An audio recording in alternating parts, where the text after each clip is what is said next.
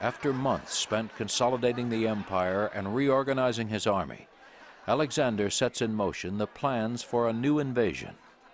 This time he will expand his empire to the west by leading an assault into Arabia, North Africa, Sicily, and Italy.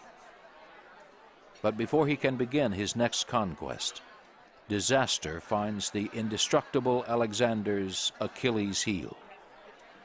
The man who has survived countless life-threatening battle wounds is struck down by a common disease, malaria.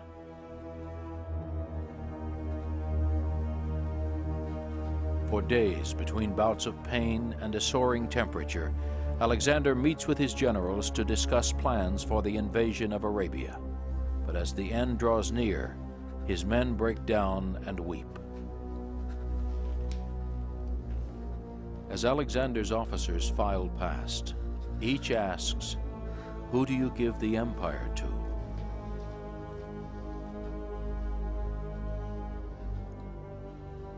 "The strongest," is his enigmatic reply. But who among them could approach such genius and daring, or inspire such loyalty? When Darius's mother saw the life ebb from her sovereign, she turned her face to the wall and starved herself to death.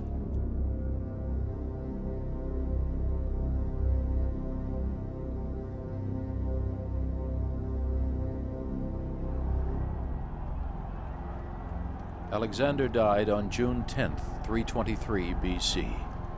After 13 years of fighting, he had conquered 2 million square miles. But without his force of will and charisma to hold the empire together, it eventually began to crumble, torn apart by the squabbling of rival generals and petty kings. His body was taken to Egypt, to the city that bears his name. Just as he once made the pilgrimage to the tomb of Achilles, his own grave would become a shrine. On the road to world conquest, Caesar and Napoleon would pay homage to the brilliant young general who set the standard for all future conquerors. From the Aegean to Afghanistan, he had marched 22,000 miles and never lost a battle. He planted the seeds of a culture full of vitality and new ideas, and left in his wake the roots of a new civilization.